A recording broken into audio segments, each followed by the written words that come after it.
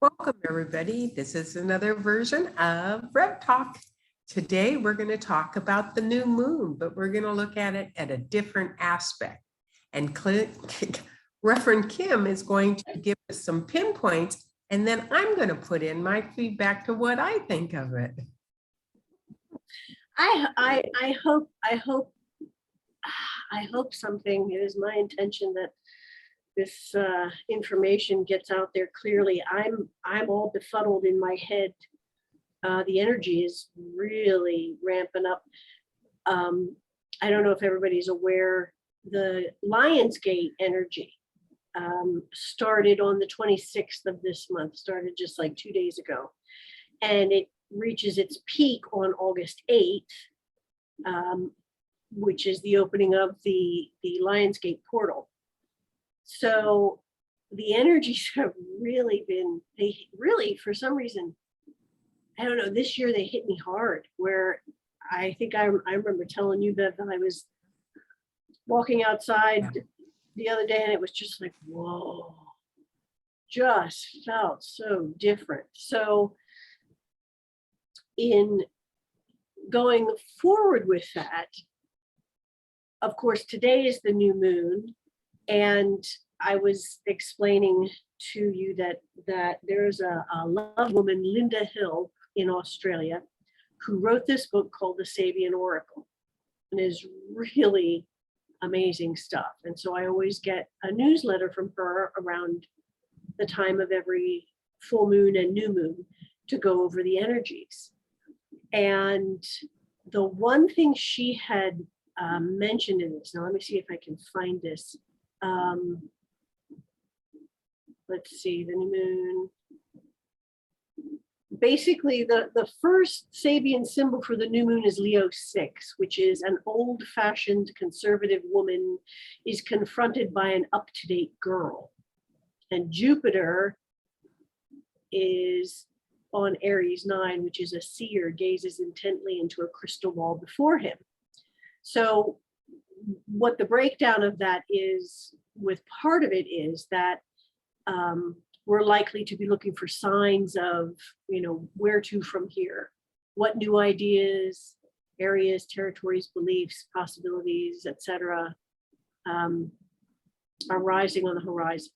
And this aspect by itself can usher in new optimism, new plans, feelings of expansion and growth, and it can be a fabulous time of dreams turning into reality. There was also a message in there about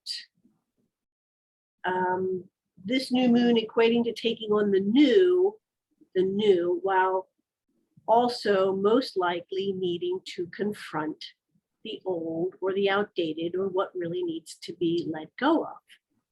Well, if you just stop right there, that's exactly what the universe is going through right now.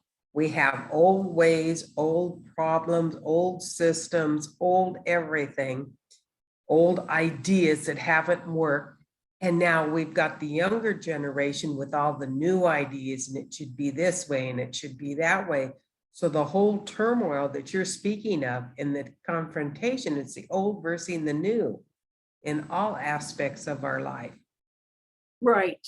Very good. Yes. Yes, absolutely. Absolutely. And I think it doesn't necessarily mean we have to give up on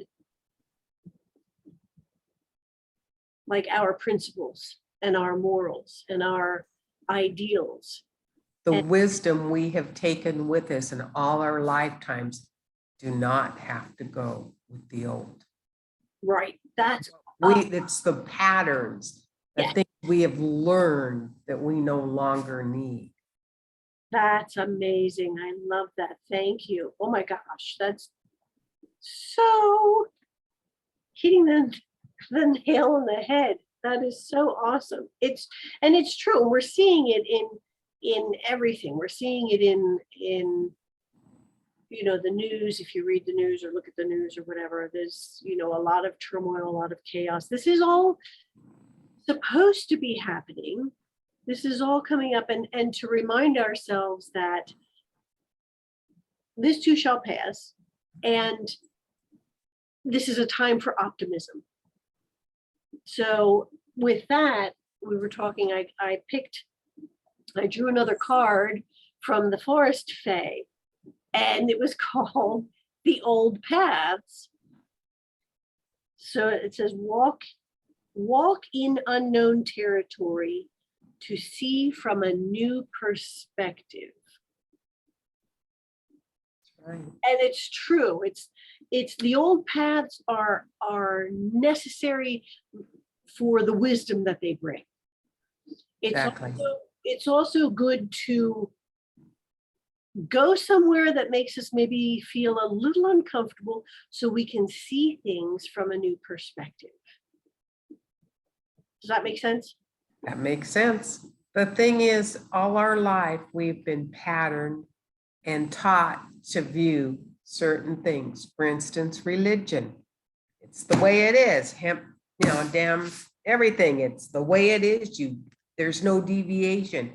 But the new way, there's many paths to the same end. Right. This is travel that path again with your eyes wide open and see what you want to see, not what you've been taught or what everybody says you should do. So you're going on this wonderful path for you, for your knowledge, for your expansion, for your growth. And this is what they want you to know. Don't be afraid. Right. That step forward. Speak up when you have to speak up. You know in your heart which is the right path to take. It's not the one always gone upon. It's not the one everybody's gone upon. It's a less trodden path. And it's the one that feels right for you, for just you. It has nothing to do with anybody else except Exactly. you. And everybody will get to the same place in their own time. So I know there's a lot of people that might be worried, well, I want so-and-so to come with me, or I want them to come with me. That has nothing to do with your path. And rest assured, they will get there. They will get there, but trying to, force them. And I think that's where a lot of the problem comes in. You need to fall in line, like you said. We have all these old patterns. You need to do it this way. Well, actually, no, you don't. You can do it that way. I will do it differently in my way, and I know I have found a bit of headbutting going on with my family with that. Where it's like, well, that's not what the Bible says. That's okay. That's right. That's all right. There's many Bibles. That's true. That is. They say there's one, but there's many. Well, there's so many different translations and so many versions and the newer ones that have come out, like, let's just change the wording. Really? You're gonna change the wording of the Bible? Okay, like King James. Well, we don't want to deal with anything that has to do with oracles, so we're just going to throw those chapters. We're just going to throw them out. I always remember when I was a child, I always used to go to Catholic mass with my friends because they were all Catholic. And I go, what? There's a book of Ruth? I know. And I had never, so I let me have you. And I got her book home and my parents got really upset. Kid, I'll go back. But my middle name is Ruth. I said, but I remember that and I'd never heard of it. And there's many other ones. So it's immaterial what the book says. What is material is what speaks to you. Right. That's important. And we're not all minions that just follow what everybody says. And in all honesty, that's what society wants us to become. Do as I say, not as I do. Oh, yeah. Yeah. Well, and And that's kind of what we also, what we're bringing around as far as the old path is concerned.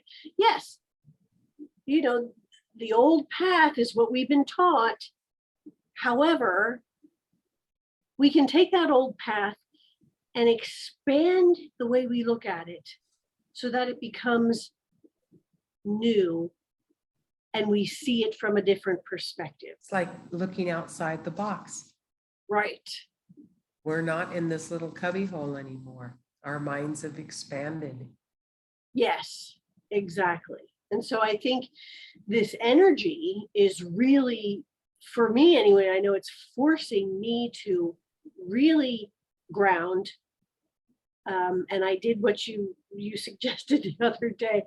I walked outside and I took my shoes off and I was walking in the grass because I thought, boy, oh man, I really need to ground. I need to be here. And it really helped. Now, if I can just continue to remind myself to do that, you know, it's important, I think now more than ever for me anyway, to ground, to stay grounded, because this energy Yes. is very powerful.